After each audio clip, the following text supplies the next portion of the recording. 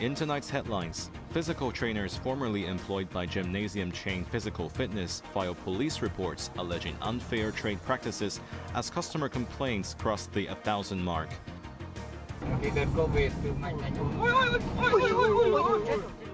Typhoon Yagi wreaks havoc in Vietnam, killing 35 people and pounding infrastructure.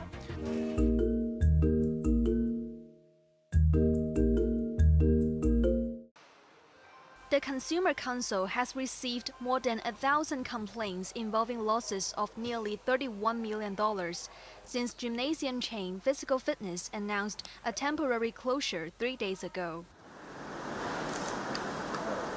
Several trainers from the fitness chain filed reports at Tsim Sha Tsui Police Station, alleging that the company asked them to continue promoting services just days before the closure. This man said he wanted to speak out to prevent unscrupulous employers from using hard-selling tactics to defraud fitness trainers and tarnish the industry. Physical's employees not only lost their jobs but also have unpaid wages.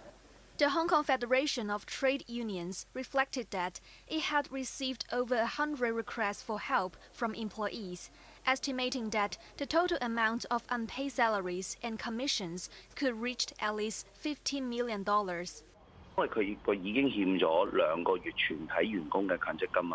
Taking to the airwaves, lawmaker Bill Tang, representing the Labour constituency, said the company had arrears for the past 2 months, and the total MPF for all employees amounted to $3 million, so the monthly salary expenditure is estimated to be around $15 million or even more.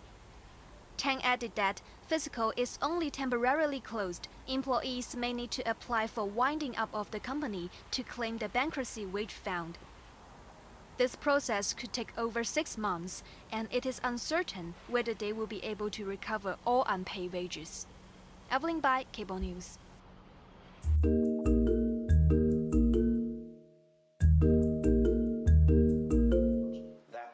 Chief Executive John Lee announced that the city's charitable donations exceeded $14 billion, highlighting the strong commitment of private donors to social welfare.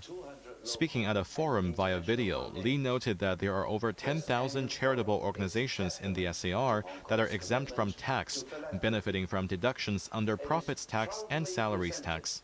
These significant contributions reflect the philanthropic spirit of Hong Kong's private sector, which he praised as a blessing for society.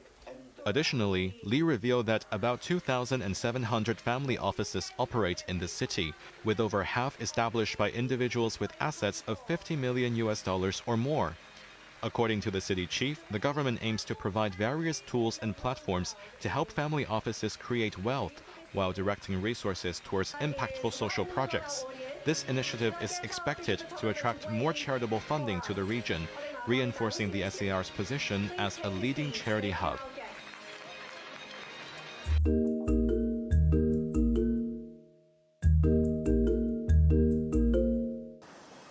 Senior Police Inspector Ho Siu Tong and his wife were granted bail at the Eastern Magistrates Courts this morning.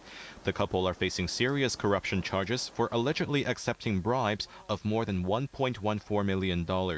Ho is also charged for misconduct in public office. During his tenure with the Wan Chai Anti-Triad and District Crime Squad, 38-year-old Ho allegedly gave a businessman preferential treatment while performing his official duties between 2021 and 2023.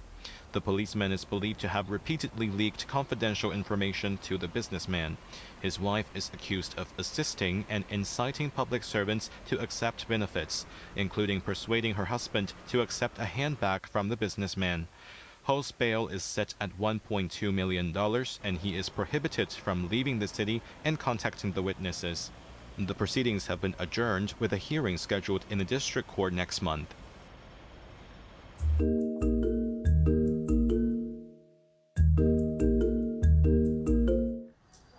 In a boost to medical services, mainland authorities plan to allow the establishment of wholly foreign-owned hospitals in 9 cities across the country.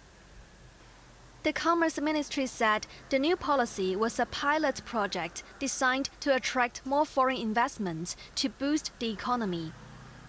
Under the project, Foreign-owned hospitals can be opened in Beijing, Shanghai, Tianjin, Nanjing, Suzhou, Fuzhou, Guangzhou, Shenzhen, and Hainan Island.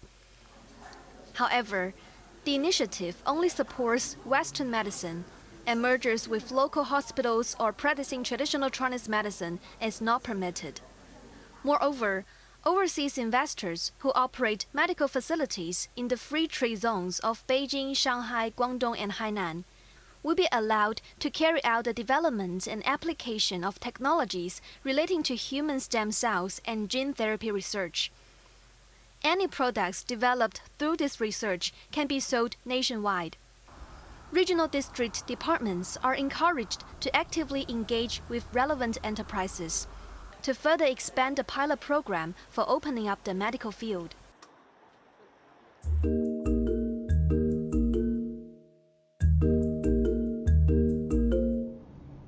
Typhoon Yagi wreaked havoc in northern Vietnam, killing 35 people with another 24 still missing.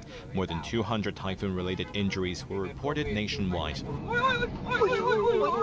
One online dashcam video captured the moment when a bridge collapsed in Pho Tho province, with a truck and multiple vehicles falling into the Red River. Some people were rescued after drifting 2 kilometers downstream. In the capital, Hanoi, around 25,000 trees were uprooted by one of the most powerful storms to hit Asia this year. Heavy rains triggered multiple landslides across the country. In Yen Bai province, roughly 90 kilometers west of Hanoi, cascading debris buried buildings and blocked roads, hampering rescue efforts. Many villages are submerged, turning the area into a swampland. Vast swaths of Bac Giang province in northeastern Vietnam were flooded. Swollen rivers burst their banks, compounding the disastrous situation further.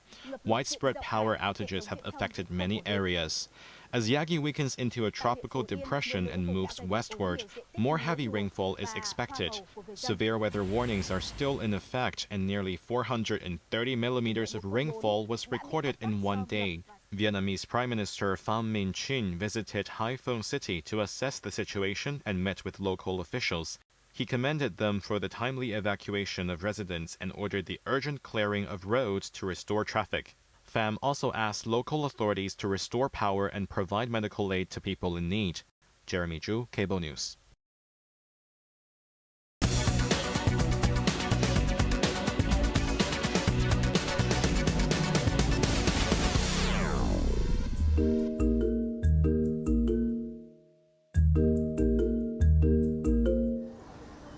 China's consumer inflation increased 0.6% year-on-year in August, but the reading missed market expectations.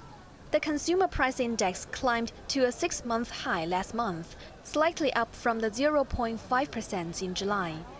Extreme weather conditions across the country, which triggered floods and soaring temperatures, pushed up prices of farm produce, contributing to faster inflation. Food prices rose by 2.8%, maintaining the same level of that of July. The cost of fresh vegetables soared significantly, rising 21.8%, and pork surged by 16.1% in August. However, core inflation, excluding food and fuel prices, was 0.3% in August, down from 0.4% in July. Meanwhile, the Producer Price Index, or PPI, which measures the cost of goods at the factory gate, declined 1.8% year-on-year, falling for the 23rd consecutive month. It was a 1% drop compared with the 0.8% fall in July. Statistician Dong Lijuan attributed the decrease in PPI to insufficient market demand and a downward trend in prices of some international commodities. Officials have ramped up support measures for the private sector recently in a bid to stimulate actively and boost domestic consumption.